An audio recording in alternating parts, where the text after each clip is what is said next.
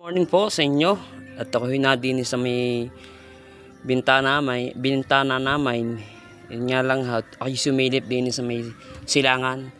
Sabi ko ngayon salamat sa Panginoon, tumila rin. Tingnan naman ha, di sa ganda ng panahong yan, ari magdamag at maghapon na naulan. Sabi ko ngayon salamat sa Panginoon at tumila rin. Yan nga ho, bandang ilalim na yan, maisan. Yan magaganda na rin. Ari ilang buwan na lang, pupuso na. Yun ha, may pigirahan din doon. Yun nga lang mga tulaw at puyat. Napuyat ha. At nag-inom kagabay, kaya ho napuyat. Yun nga hong panahon din ay. At talagang blong-blong langay at maputi-putay. At may mura din ay.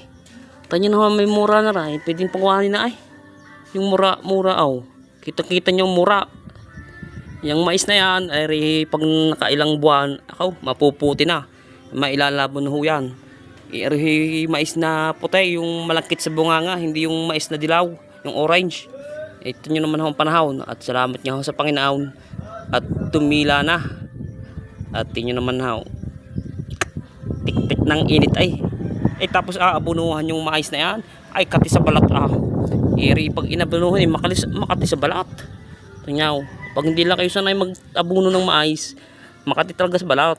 Ako yung sanay naman mag-abunaw. Ito nyo naman, mag-abuno kayo ng kainitan, tik-tik, ay kati Ito nyo naman ha, ilang supot lang naman yung may lalagay na abuno din ay. Yun ay abuno, yung pang pataba sa mais para gumanda. Ito nyo naman na, sobrang luwang yan. Doon naman sa ilalim na yan, meron pa rin maisan. Ari sa ilalim ng bahay namin, ito nyo naman ha, ganda ng panahon Yun yung ilalim niya, may niyuga din doon. Ito nyo naman. Ayan ha. Ay, at sige at maraming salamat.